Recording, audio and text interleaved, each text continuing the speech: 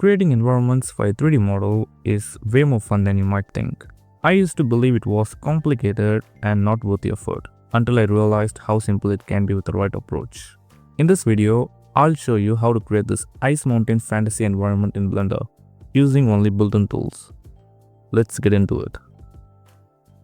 To create the landscape and icebergs, we need an add-on called ANT Landscape. So it's free, you can get it from the Blender extension, so just go, type the name and install it. Once you install it, go to Add, Mesh and choose Landscape. Here are my preferred settings to create ice mountains. Open the bottom menu and change the present. I'm going to pick the one called Mesa, which works perfectly for this kind of environment. Now for optimization, increase the height to the value of 4 and change the maximum value to 5. So we get that really nice monstrous scale. It's kind of looks like a skyscraper. So now we create our first mountain. Next, we need to generate a few more variations with different shapes. So add another landscape. Here you just need to play with these values a bit. I'm going to lower the maximum value, then set a different value for the random seed. Let's say 345. Yeah, that looks good. I'm also going to adjust the offset so that the mountain gets more bulk. And we can also play with the linearity. Lowering the value makes it less detailed. Just some bulky, big shape like this. So this is our second piece. Now for the final one, add another landscape. This time, I'm going to set the noise presence to Voronoi F3. We can tweak the settings again, so lower the height and also adjust the maximum value. Maybe not too low. We can actually set it to 6 to make it the tallest one. Then lower the offset a bit so that it gets that nice effect, and also adjust the linearity for a sharper look. And that's it. These are our main mountain shapes for the fantasy environment. Now we need the baseland. So let's add another landscape, and this time I'll change the present to where it is. Yeah, large terrain. Right now the bump is too strong, so we can lower the height. So we can set it to 0.5. That gives it a nice snow ground appearance. Next, we need to find the best angle for the scene. The middle one is our main mountain, so let me just hide these two for now, so that we can just focus on the main one. I'm going with a lower angle and then set my camera. For the focal length, especially for this scene, I set it to 75. Now zoom out a bit to capture most of the mountain and keep the camera low. You can also keep testing your view until you get that look you want. And always keep a reference nearby, so it really helps you to come up with better placement. Once you've fixed your camera angle, you can enable the other mountains and start positioning them. So this one is going to the back and we can view in a camera.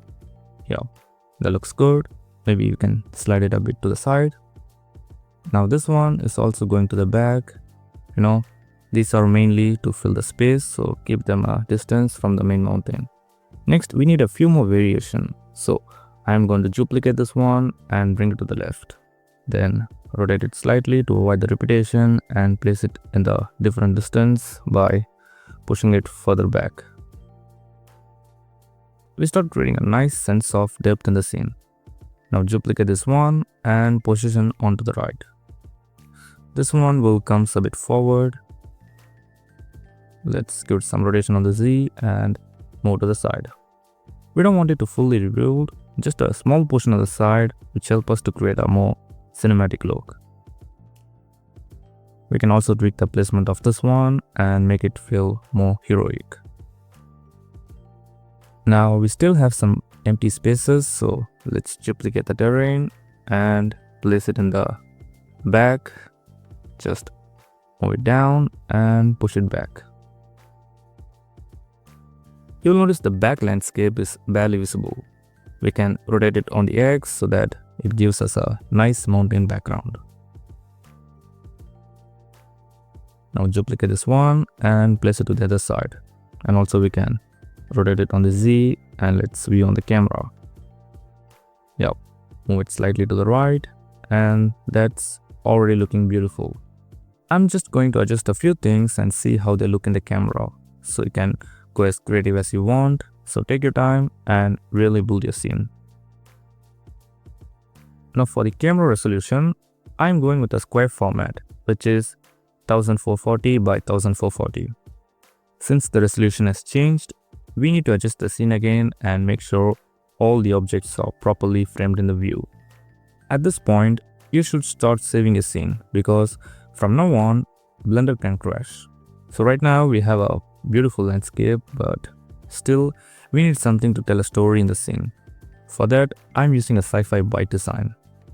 Don't worry, you can get this model for free on my Gumroad page, and I really appreciate a small donation if you want to support this channel. Alright, now open a file, copy the model and paste it in your environment scene. There we go.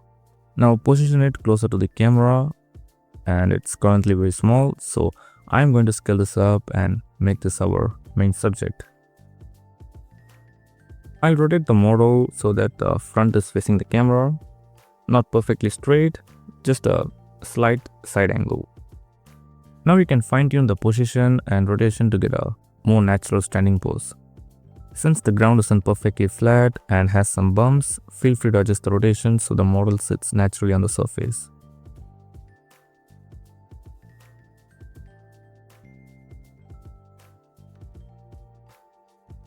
Once the model placement is done, we are ready to level up the render. First, let's blur the background.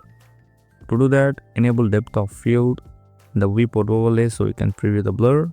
Then go to the camera property, enable depth of field, and click the eyedropper icon and set the target as your main object. This instantly gives the scene a more cinematic look.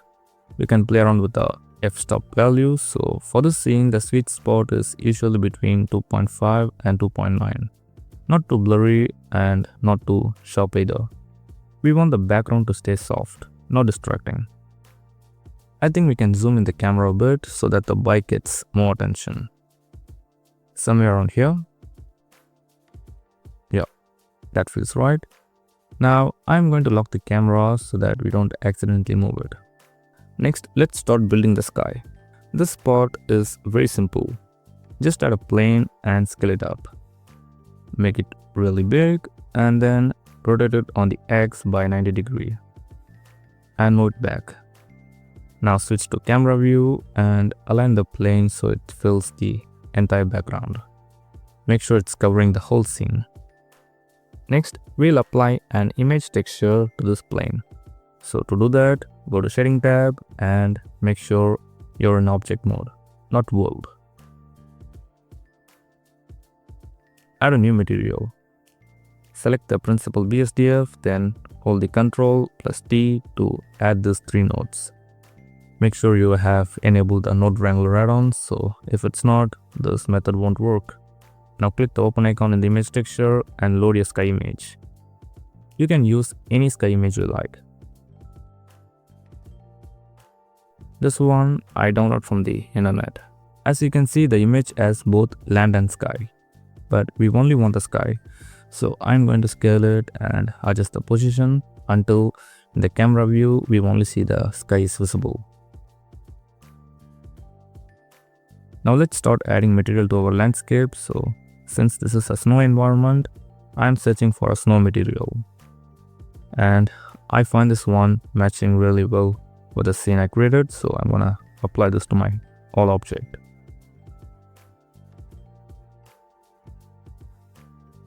So just select all the mountains and then link the same material.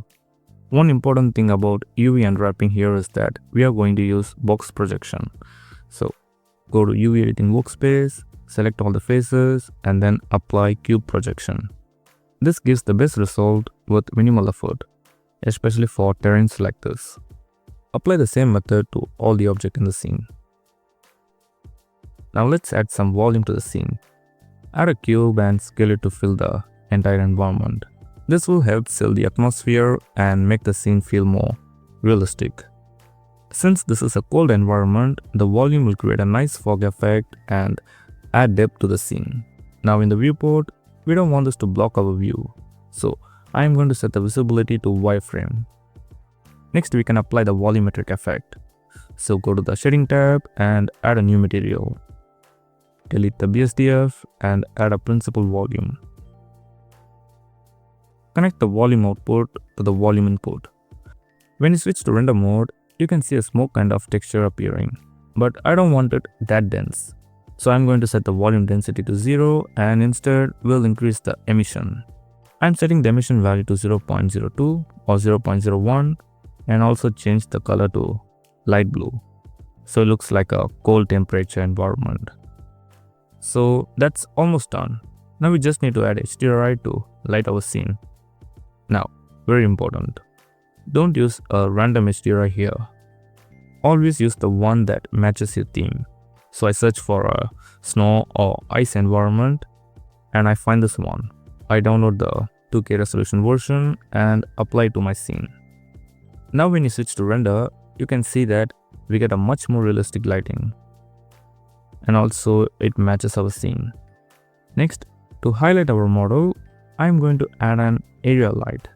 So I'll scale the light and point it towards our bike model.